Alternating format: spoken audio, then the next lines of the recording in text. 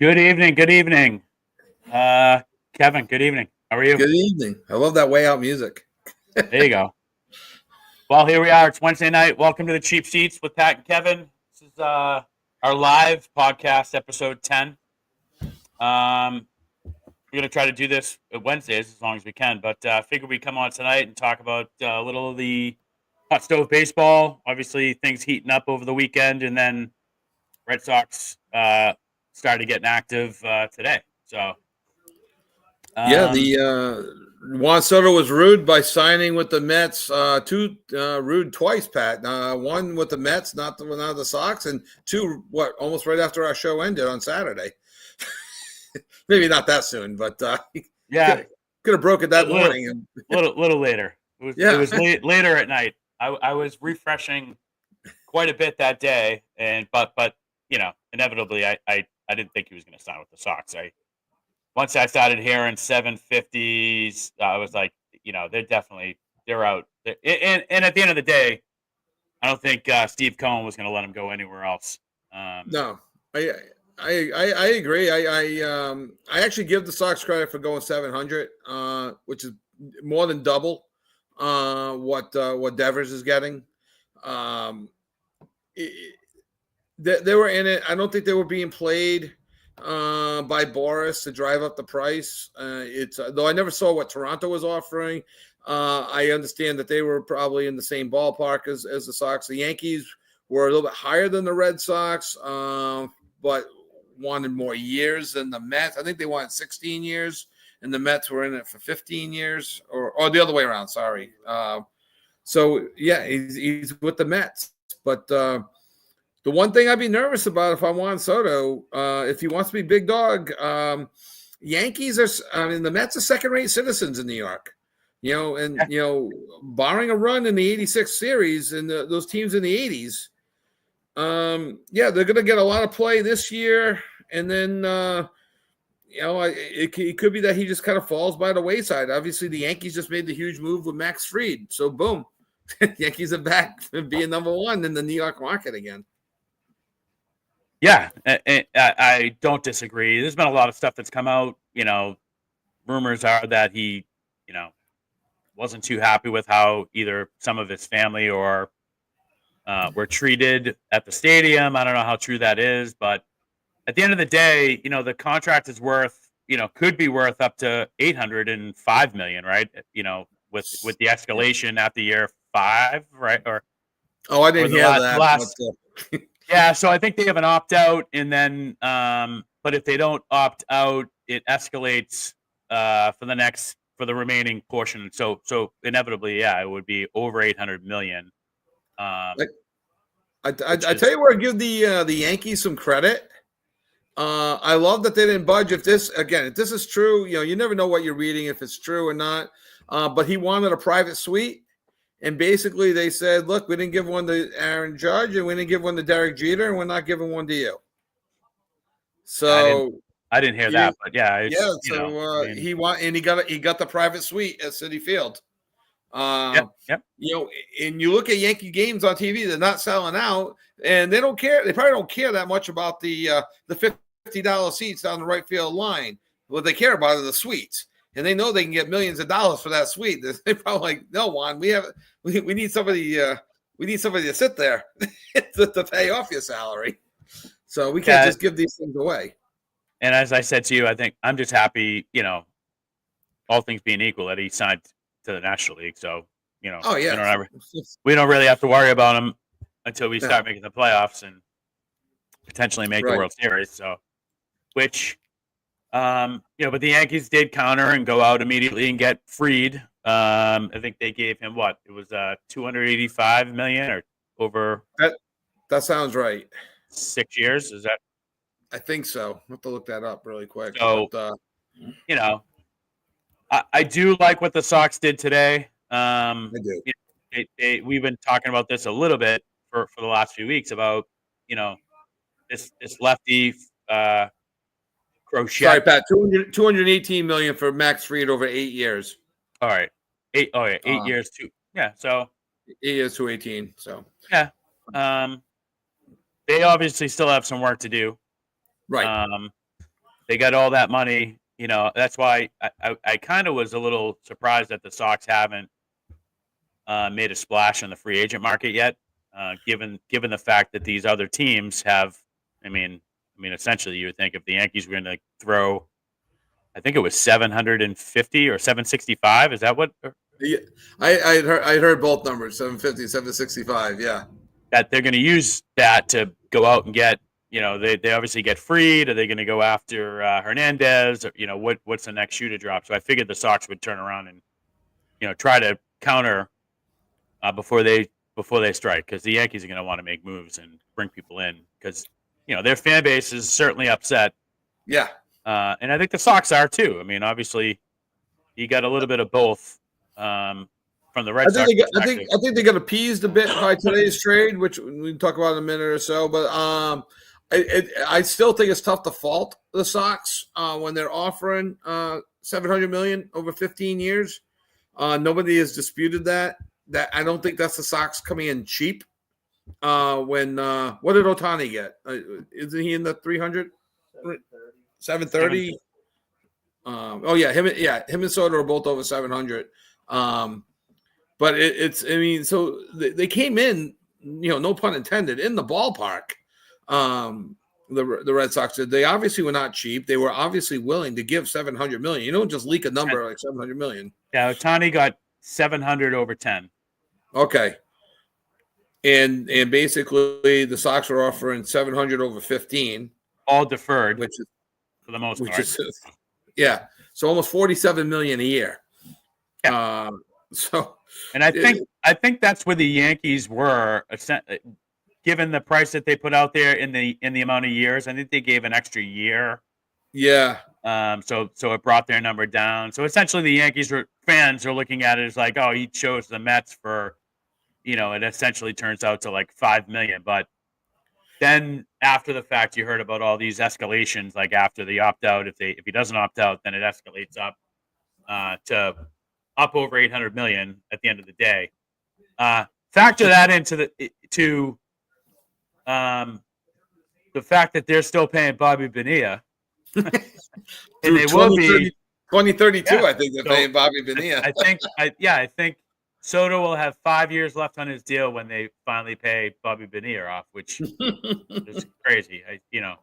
I celebrate Bobby Bonilla every July 1st. July 1st, Bobby Bonilla Day. Right, so. But the Red Sox obviously make a trade. They go out and it was rumored that the Yankees were in on Crochet as well. How do you say that? Crochet? No. Crochet. So basically, they trade 4 prospects. Kyle Teal, Yep. Braden Montgomery, Chase Mydroth, and Wickelman Gonzalez. Yeah. So the 4, 5, 8, and 18 ranked players in the organization. The one I'm disappointed about is Kyle Teal, only because catching is such a commodity in baseball. Disappointed in the others too, but I think overall, I think the Sox had to do it. They may have even been forced to do it after losing Soto. Yeah, Teal's 22. He's a number 4 prospect, but they also have this other catcher who's 21 or 20. He's probably 21, turning 22, that they picked up in the deal for Giolito last year. Okay. Edgar Cuero, who I guess they're high on. So maybe it was, hey, we know we got to give up a high-end prospect to get this type of return. Now you got to remember, Crochet he's only making like $800,000 a year. Yeah, he's under Sox control for the next year or two, right? Yeah. So hopefully they're talking about extending that. Right. I mean, I think he put up. You have his numbers? Just off the top of my head, I'm trying to remember back when we talked about him on the show. He was over 200 strikeouts, like 208, 212 strikeouts, 146 innings. And I just remember being nervous about the 146 innings because he made 32 starts. Right. So I was concerned. So I break out my trusty calculator here. It was like 146 over 32 starts. Yeah, he was averaging like 4.5 innings per start. Now, granted, he's on the worst team ever in the history of baseball, the Chicago White Sox. Ironically, who got the 10th pick now overall in the draft. For whatever reason, I think it was a foregone conclusion that the White Sox couldn't get number one. And I forget the reasons why. Probably something to do with trades or things that they've made in the past. So I was a little nervous of his under 5 innings per start. However, his ERA was in the mid to lower threes, I believe, like 3.5. 3.58. 3.58. So 3.5 on the worst team in baseball. So he might, there might have been some unearned runs. What I do like about him, only 33 walks. I'm nutty about walks, and I don't have to be a strikeout guy. I'm excited about the strikeouts. I think that's exciting. I think the fans like the strikeouts. Whereas I know Max Fried, they said is like a ground ball pitcher. I think back, to Greg Maddux, he wasn't a strikeout pitcher. That doesn't sway me one way or the other. I am excited about a low whip, and low walks overall. Maybe you can talk about what a FIP is, because I have no idea. I have no idea. Maybe Matt knows. I can. I've looked it up and I started to learn it. It's one of those weird formulas. Okay. It's basically an adjusted ERA. Do you have what a FIP is? Yeah, its FIP was 2.69, which is okay. Promising is what it says there. It's an adjusted ERA. I'm gonna look it up right now, and because it's a weird formula. I looked it up because of my daughter with softball. To believe it or not, it doesn't take into account like home runs. It's weird. So it's called fielding independent pitching. It's a metric that demonstrates what baseball pitchers are able to control, like strikeouts, walks, hit by pitch, and home runs. Excluding effects of fielding and luck, baseball FIP offers an assessment of the pitcher's overall skill set. So they say it's promising. They did say, what else do you say? It takes the luck factor out as I'm looking at it right now. Yeah, so he also led all regular season starting pitchers in strikeout rate at 35.1%. Fastball, which he threw more than half the time, averaged 97.2 miles per hour, which is, as it says here, it's a skyscraping figure for any pitcher, let alone a starter.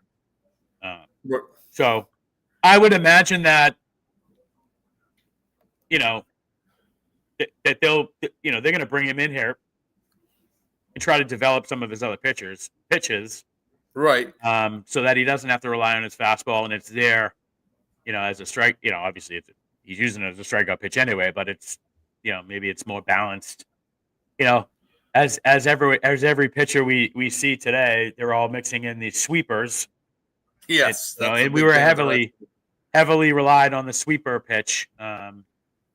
Who is it? They just fired the pitching coach, right? Did they fire everyone? Oh, they fired everybody. Because we joked about that. They fired 6 coaches. Yeah, and I know one of them was the first base coach. And I'm like, oh yeah, that's the reason why they lost. Okay. Like he can only hold four gloves in his back pocket instead of 5. Yeah. So we're gonna let you go. Exactly. So, in terms of Teal, I guess reading this now, maybe it makes sense. They're a little bit higher on this other young, catcher. How many catchers do you need to have in your system? You got to give up a high-end prospect. We don't want to give up a Roman Anthony or who's the third base shortstop. Oh my God! Hold on. So the other guy that they gave up was Braden Montgomery, Mayer, and Campbell. Mayer. Yeah, so Mayer and Mayer was kind of talked about a little bit, at least being out there. His issue is he has a hard time staying on the field. Right. He's suffering through injuries, nagging injuries and whatnot, but he still has a lot of upside. And Montgomery is a kid who they drafted last year, who played at, it's going to slip my mind, but he played at 2 schools. I think he did his 5th year at Texas A&M, I think, last year. Okay, I'll take your word for that. Yeah, I think he played in the College World Series like back to back, one with Texas A&M and one with whatever other school he went to. But he had high end. I remember talking with when we had Kian on. We talked about the draft and some of the Cape Cod stuff. He was the Cape Cod coach down there talked extraordinarily well about him. Had nothing but praise. Has a high energy arm. Can throw guys out from the deepest part of right field to third. Pitched down there for a while. It was electric, but obviously he's not a pitcher. And then this last season really turned it on. His bat, seeing pitches, better bat control, putting the barrel on the bat as opposed to wild swings, kind of shortened his swing a little bit. So I guess, but again, he's a prospect. You don't know what you don't know. And how many times we've seen guys that they've talked about for years that they do make trades that never pan out. Right. We talked before we went on here is for the Red Sox, I heard this earlier in the week, is the last time they traded like a prospect that really blew up in their face was back in '88 when they traded Bagwell for Larry Anderson. And at the time, Bagwell was behind not only Wade Boggs in Boston, but Scott Cooper in Pawtucket. And Bagwell was in Double-A at the time. And you got to go back to '88. So trading prospects, all these can't-miss prospects have missed. Obviously, not all of them. Hopper's done well for himself. Other first-round picks, they do well. But, the second coming of Ty Cobb isn't necessarily out there. And I think you do have to take a chance, the unknown versus the known. And what you're getting with this pitcher. It's a lefty pitcher, which has been a need. I still want him to go after Corbin Burns. That's the one I've wanted since September when we first started talking about this. Anyway, Pat, I did email you. I couldn't get it. I couldn't put it in the chat for whatever reason. The FIP. I did see it. Chat, you can follow it. It's just a big formula that you can see why I didn't memorize it. Right. Where ERA is earned runs, times the number of innings in a game, either 7 at like the Babe Ruth high school level or 9 at the major league level, divided by the number of innings pitched that you actually pitch. FIP is wow. There's. I don't know what nerd came up with it, but apparently they even backtracked it all the way back to 1901 and redid some things. It is supposed to be a better version of the ERA. Right. Yeah, there it is. There's the formula. I did it with for my daughter. I was able to figure it out. It took me about 15 minutes to plug in the numbers and do the formula to see if I could come up with what Game Changer came up with. And I was able to do it, but there's just no way I could memorize that formula. But it is encouraging to see or hear that his FIP is about a run lower. What'd you say, 2.6, 2.7? Yeah. So 2.59 maybe. And a FIP like an ERA, anything in the 2s, the low 3s is considered really good.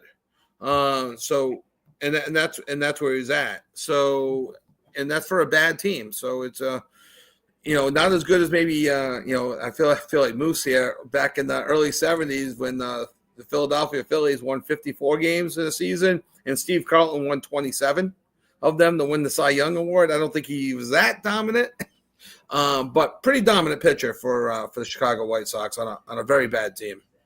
Yeah. So if you look at their starting pitching as it's constructed as of right now, it's the Red Sox.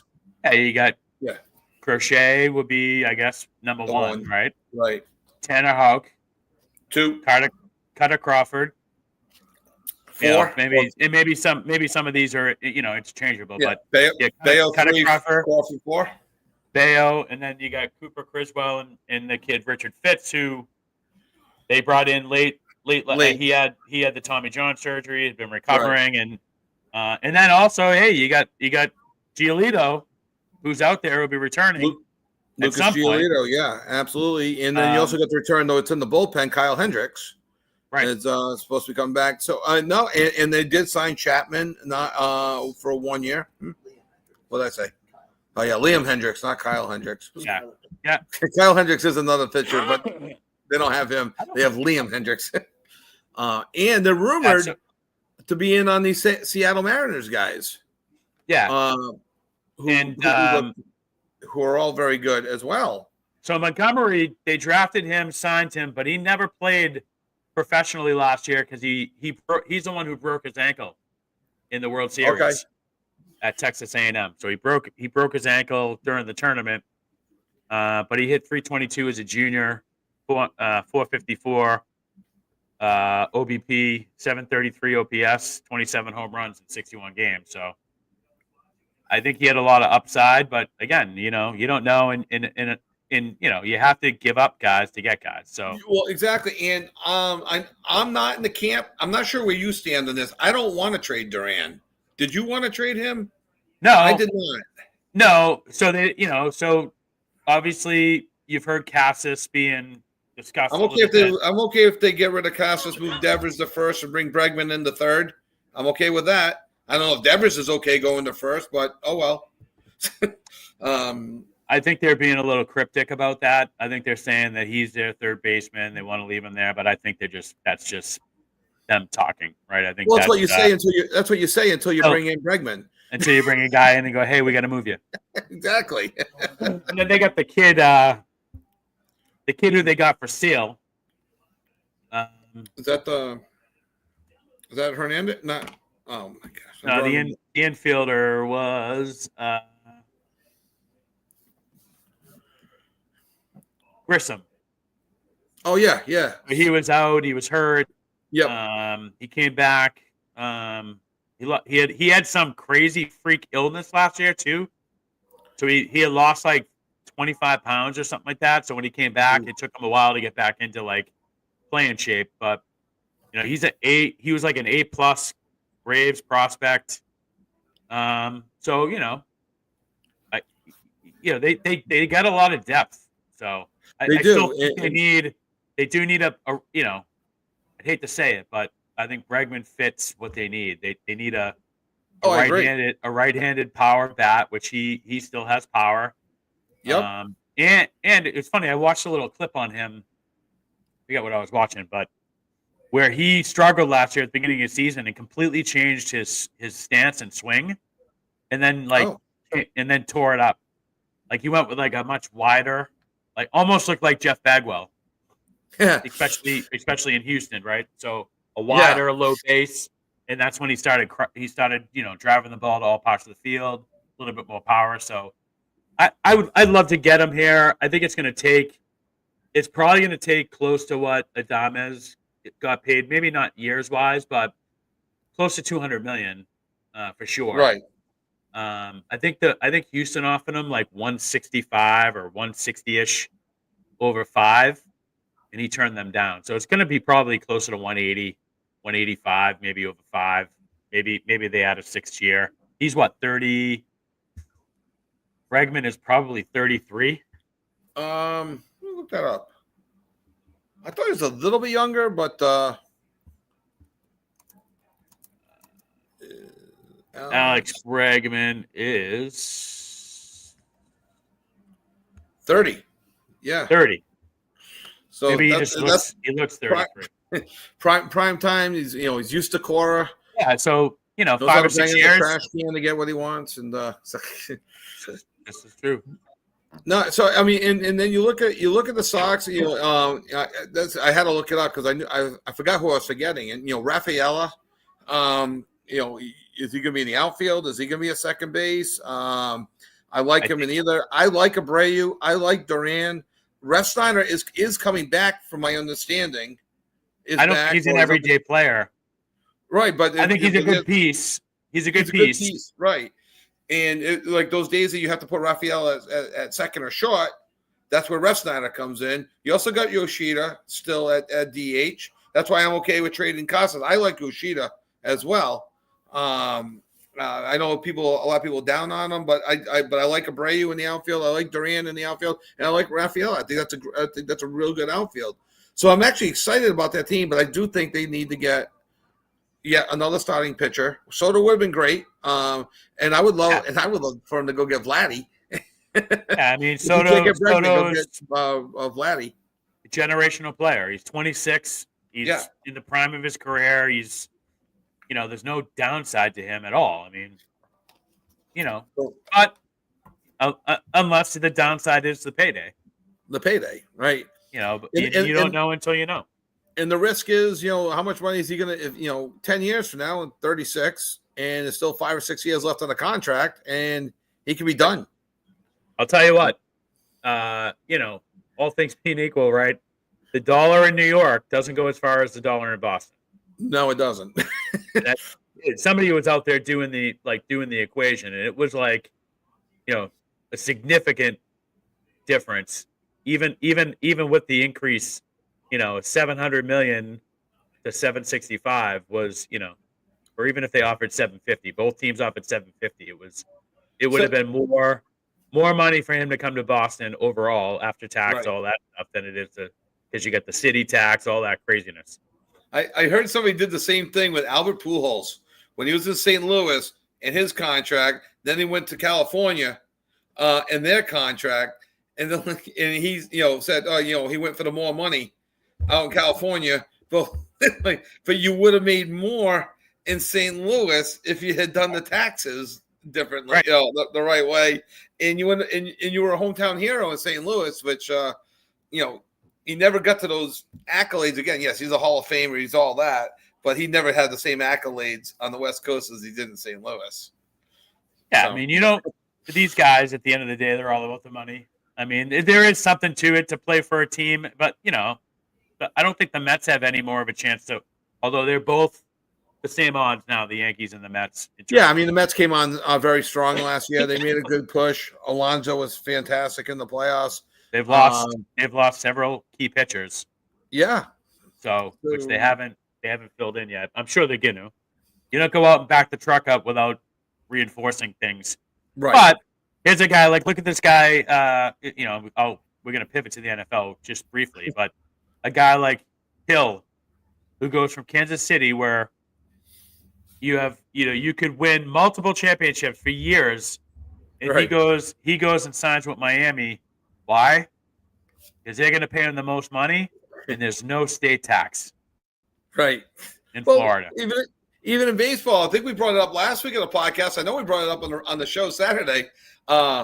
Luis Severino going to the Oakland, Sacramento, Las Vegas A's for $22 million. I mean, who goes there unless they offered him $1 or $2 million more per year than anybody else? I mean, I would imagine a good team would have offered him $18 million a year. I don't know, but talk about just going somewhere for the money, unless he just doesn't want to play with any expectations on him. Because I'll tell you that signing makes absolutely no sense to me at all. On either side. It's well, 22 million. There's that mentality of I've been on the East Coast. I'm sick of the pressure. You know what? Let me shoot out there to a team without a home, and no one's going to care. They're playing in a minor league park. Those fans are just going to be happy to have Major League Baseball there, kind of like Tampa Bay this year at Hal Steinbrenner Park. They're just going to be happy to have Major League Baseball in a minor league park for 3 years. I just love the fact that when his contract is up, that's when the team moves to Las Vegas. Right. And is he part of that? Is he part of that move or not? We don't know. Yeah. Or is he going to be the head usher in Las Vegas? I mean, who knows, right? So obviously he went for the money, and I have no idea if any other team even offered him anything.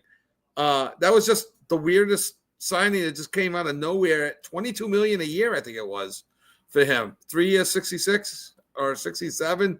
Like it was. Yeah, again, the highest paid ace is Eric Chavez. That's the last team you think is going to come out with this like announcement of signing this big free agent. It's like, I would expect the White Sox to be in on bigger on free agents more than the A's, just because of the way the A's run their organization. So that was just crazy to me. But so it's promising at least that the Red Sox have made a move finally now. Right. Hopefully it's not the end there. No, I would still love to see him go after Burns. Obviously, if they're willing to give up $700 million for Soto, the Yankees are getting the same scrutiny. All right, you were willing to give up $750 for Soto. How much is that this year? $50 million, give or take.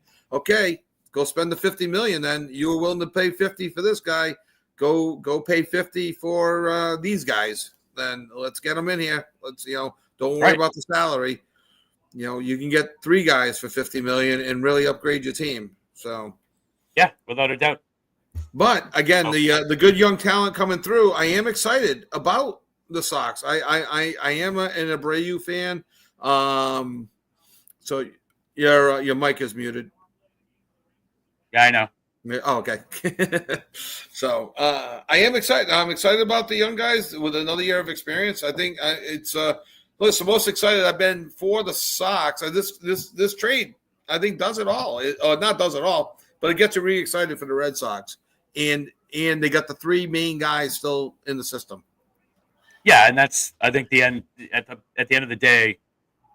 I think there's probably some other moves going to be made, and somebody like maybe a Cassis is going to end up going somewhere.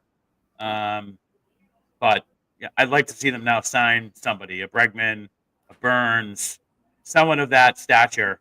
Yeah, and then I'll feel a little bit more comfortable. Right. Just doing a quick search. Like are there any other main top free agents still available? Like free agents, Walker right now. It's trying to see if who else like you think the Sox should be going after. Well, Hernandez is still out there, right? Right. Yep. Burns only age 30. We talked about. They talked about this guy Sasaki, who may actually want to go. He's a Japanese guy. Did you read about him? I did read that Boston checks off all his boxes. So, except it might be too big of a market for him because I guess the media was tough on him in Japan, and he doesn't want to go to a tough media market. Isn't he only like 20? He's only like 21, right? 21, 22? Yes. Hold on. Let me age. And he did have a tough season last year. He's 23. 23. Yep. So he I guess the Japanese media was tough on him. So they said a big market team might not be in his best interest. However, I think the Red Sox fans will at least give you a half a year. And he can sign anywhere, but it has to be capped. So his contract, he can't sign some huge contract. So it looks like he can sign for a capped amount, likely ranging between $5 and $7 million. Okay. Is that why? Because of the international rules? Is that why? Yeah, I think because the teams have to pay the Japanese teams, and like to get to basically negotiate. But yeah, it has something to do with that. Okay. And I'm trying to see who else. Anthony Santander. He's an outfielder. He's pretty good player. I'm not sure if you have another need for an outfielder right now. But he did hit. He's been linked. He's been linked to New York too, I think. Yeah, well, I think the Yankees linked themselves to everybody. Adames signed. He was out there. He was ranked number 9. Pete Alonso is a free agent. Alonso, Toscar Hernandez, Christian Walker. Interesting pitcher on here that I know had a good year a couple of years ago. This guy Shane Bieber, who's only 30 years old. Jack Flaherty hasn't signed. The Guardians. What's that? Jack Flaherty signed. Oh, he resigned. Oh, I missed that. Sorry. Okay, never mind. So it would have been a good one. And I'm sorry, Valdi just signed. And I think Teoscar Hernandez is going to re-up with the Dodgers. By all accounts, I'm assuming that's accurate. So the big ones. Some of the other ones, I'm just looking through the list. And some older guys. Jerickson Profar. Gleyber San Torres. Diego. Yeah. O'Neill just signed. I was okay. How did you feel about O'Neill signing out with the Orioles? I was fine with that. I think he had a great season last year. I don't know if he can put up those types of numbers again. It was funny. Evaldi resigned. I saw the. His stats from last year, and I'm like, 31 home runs. That's going to be a loss, and then 61 RBIs. So were all of his home runs solo home runs? Right. Tyler O'Neill. He had the highest, and strikeouts were way up there too. So yeah, highest walk rate in his career, 11.2%. Walk rate, 11.2%. But his fielding, I mean, Tyler he made, O'Neill did? Yeah, but his fielding was horrendous. I mean, he cost him multiple games in the outfield. Yeah. And he ended up being hurt as well. For good portion, about 6 weeks, I think, out of the year. I'm trying to remember back now. Let's see who else. Probably longer, maybe 2 months. So there's Tanner some interesting Scott. ones. I wouldn't mind the 28-year-old Gleyber Torres, because I'm not a Trevor Story guy, but I don't think they'll go after him. They've been talking about Walker Buehler too, right? I've heard his name being mentioned. I saw that name. Yeah, they've been talking about him, but he's also linked to the Yankees. Yeah, I'm sure everybody's linked to the Yankees. Everybody, yeah. If I'm on the Yankees 40-man roster right now, I'd be concerned because everybody's being linked to the Yankees. I think they're going to turn their whole roster over. I'm really not impressed with the Mets. It's not like they had a bad year, but yeah, I think they're in. No, I don't want to. I don't want to say panic mode, but they're in a little bit of panic mode. The Yankees. I think they're going to just start trying to sign people for whatever. They might be, yeah, because they got you got Cashman trying to live up to George Steinbrenner as he's on the hot seat. A lot of Yankee fans have been calling for Cashman's head. A lot of Yankee fans have been calling for Aaron Boone's head for a few years now, as well. So there's gonna be a lot of pressure on the Yankees to win in a tough AL East. It's Orioles are going to be good again. I think the Sox are going to make a bit of a push. We'll see what happens with the Blue Jays, but obviously the Yankees, that's just in their own division. So it should be interesting. All right. Well, what do we got here? We're only about 40 minutes in. Oh, we're on for longer. I guess we can touch. Oh, so good. Well, how about we talk about World Juniors coming up? Oh yeah, which we can. They have not announced the rosters yet, I don't think, but that should be coming up soon. Yeah, I would think most of the college clubs are in their break now with finals and everything, and I think most of those players go out to the last camp, and then they'll announce the final roster. I know. Locally, Providence College hockey, their next game is December 28th. I think there are almost 3 weeks in between games with finals and their break and everything. PC hockey, speaking of college hockey, ranked number 7 right now after sweeping Colorado College at home last weekend. Colorado College went from 8 to 10, and PC jumped from 10 to 7. Yeah, Hockey East is performing well. Boston College number 2, Maine number 5, PC number 7.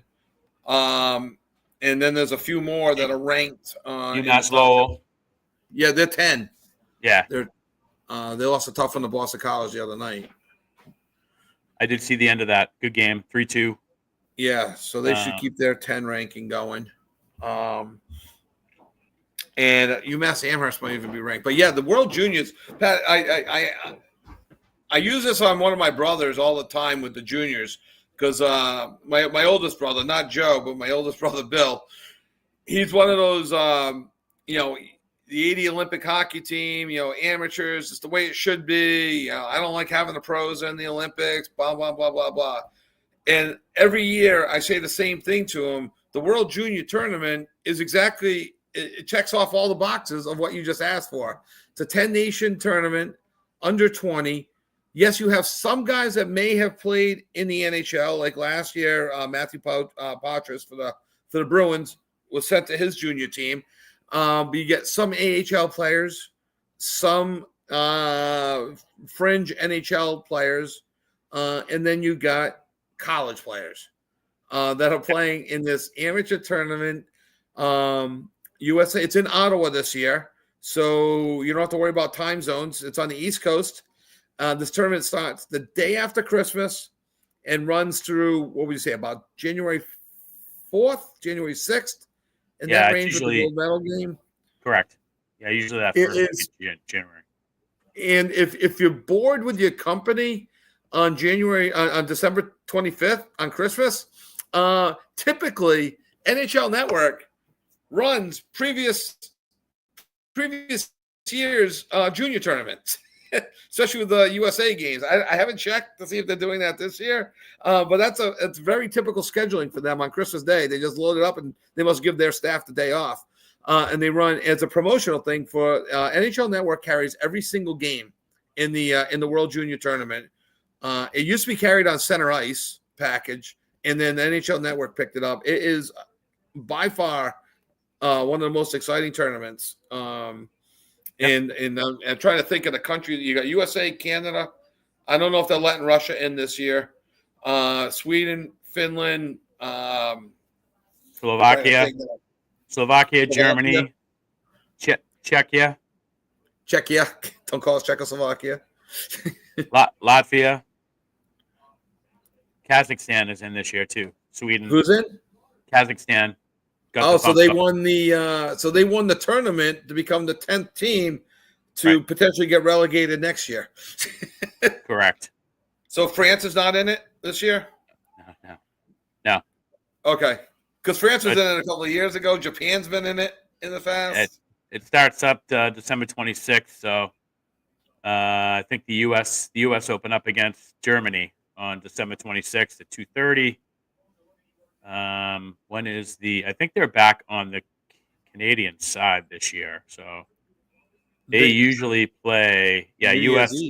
Yeah, they play New Year's Eve. USA, Canada, New Year's Eve? USA, Canada, December 31st, 7:30. What time? 7:30. Yeah, it's usually right after the Winter Classic ends. USA, Canada. It's the last game of the group play, and then the quarterfinal games start on January 2nd, with the final game is January 5th. January 5th this year? Okay. So what they don't broadcast is like the 9-10 game for relegation. They'll broadcast the quarterfinals. Yep. They'll broadcast the semifinals. They won't broadcast like 6 plays 7. Like, after you get eliminated, you still play for positioning. They don't typically broadcast those games. No. Yeah, they play out for the groups for the next season. Yeah. And then the 9-10 teams play, and the team gets relegated down, and then the winner of the, I guess if you call it tier 2, the winner of that tournament moves up next season. Right. It's a great tournament. We talk about it all the time. It's really the purest form of hockey, because they are all technically amateurs, with the exception of very few. There's very few. Yeah, and that's more and more now than it used to be. It used to be really just amateur, and now, there are players who get, drafted at 17, 18, and then, some of them maybe make the AHL team or the NHL. I think Pasternak played a couple years ago. Yeah. Connor Bedard's eligible to play, but he's not going to get sent to. He's not going to get sent to this tournament. He's going to play for the Blackhawks. But someone like last year, Potras, who was struggling a bit, they couldn't send him to Providence because of age requirements. They had to send him back to junior hockey, but was allowed to go play for Canada last year in the junior tournament.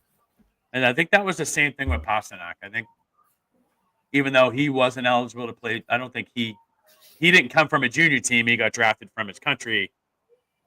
They couldn't send him down to the AHL, right, because of his age. So they let him play in the tournament. And I think he actually got hurt while he was over there. So Oh, really? That's it. That's the downside of it. You never want to see one of your players go over there and get hurt. Right. But it's a great tournament. So maybe we can cover some of these, during the live podcast. We can, figure out which day to do one while we're watching it. Yeah, exactly. No, I think that'll be great. It takes place in Ottawa. I'm assuming that it's where the Ottawa Senators play. I'm not sure. Yeah, there's two rinks, TD Place and Canadian Tire Center. I think Canadian Tire Center is where Ottawa plays. I don't know where TD. Oh, okay. Excuse me. I don't know where TD Place is, but that's in Ottawa too. Oh, yeah. Why does that look like it's an outdoor stadium? Oh, I would doubt they'd be playing outdoors. So TD just Place. Yeah, USA, Germany, Czech versus Switzerland, Finland, Canada, Germany, Finland, Switzerland, Slovakia, Sweden. Did we name all the teams? I think we did. Was it? Group A. Group A is Canada, Finland, Germany, Latvia, and the United States. And Group B is Czechia, Kazakhstan. That's the comedian, right? He's from there that did the movie. Slovakia, Sweden, and Switzerland. Borat? Borat, yes. How you doing? How you doing? Exactly. I think it looks like TD Place is an outdoor. It's a football stadium. Really? Yeah. So they must be doing it. Yeah, TD Place. TD Place in Ottawa it's a unless they have like a covered. I don't see it, but it's a football stadium. Wow. It must be where the Ottawa Rough Riders play. TD Place. I pulled up it's an outdoor stadium in Ottawa. Capacity 10,000. Oh wait, that's not now. Sorry, 24,000. So that works. Turf field. I don't think they have to worry about the turf field, but wow, is that where the championship is?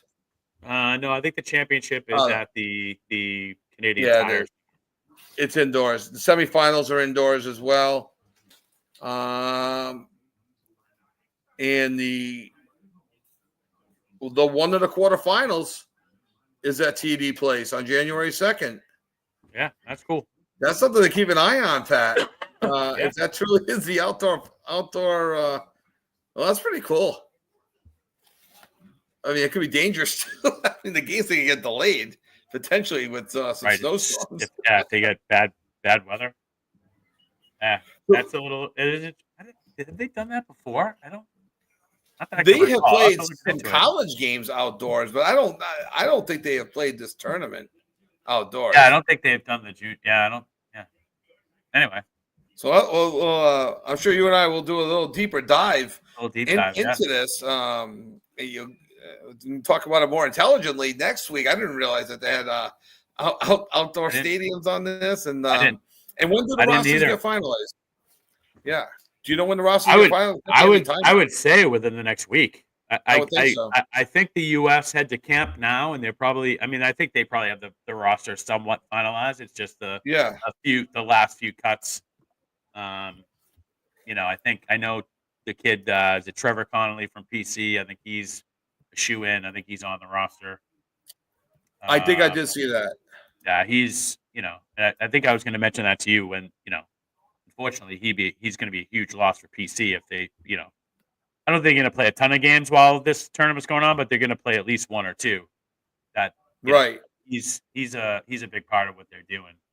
But then again, so isn't BC. I think their whole first line is on the team. BU has a couple.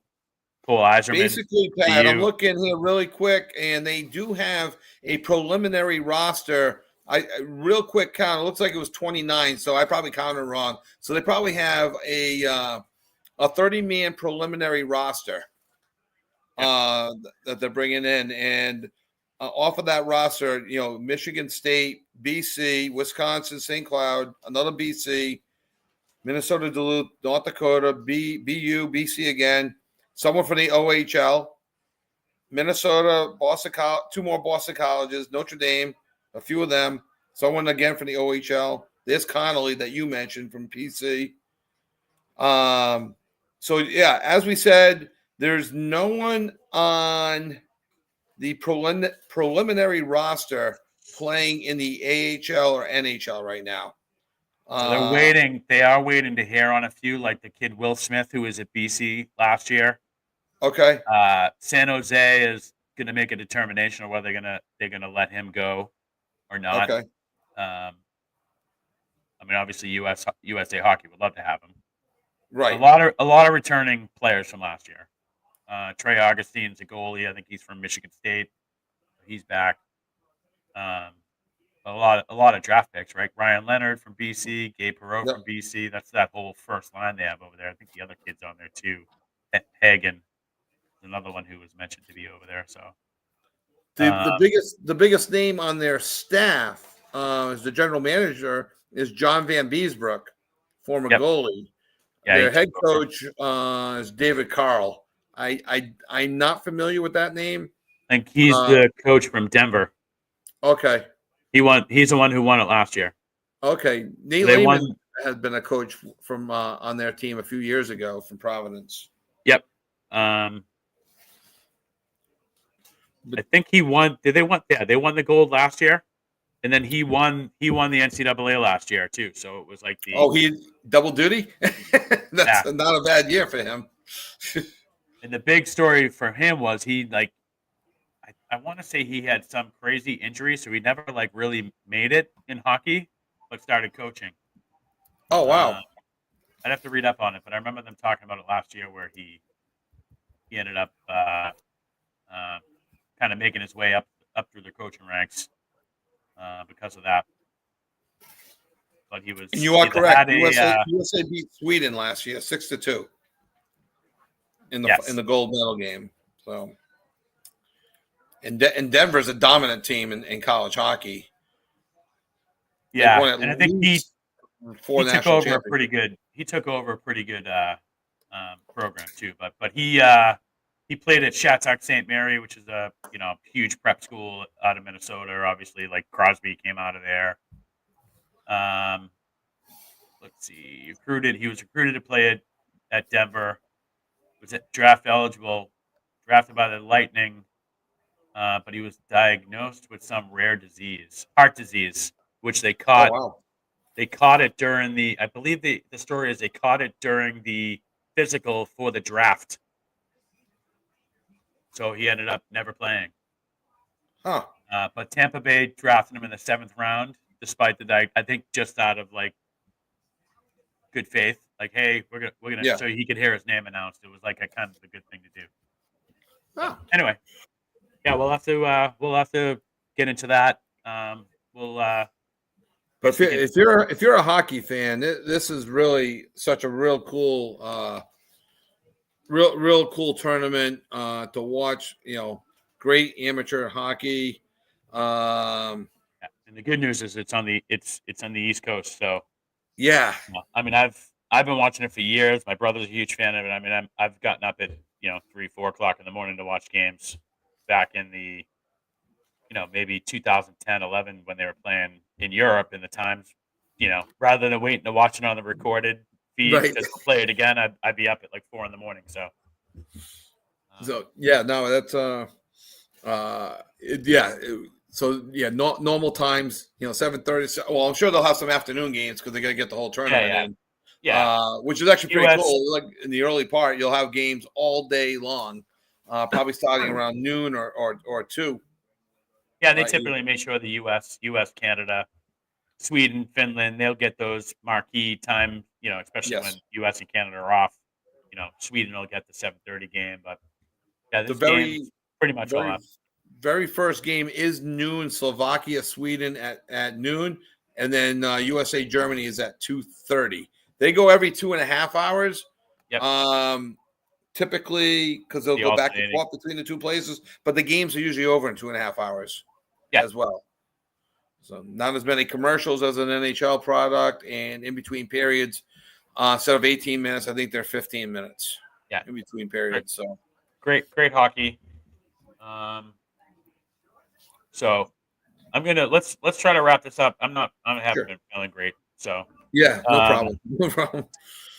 We'll be on our normal time on Saturday morning at 9 a.m. Sure. We'll put out. We're still working on confirming some guests.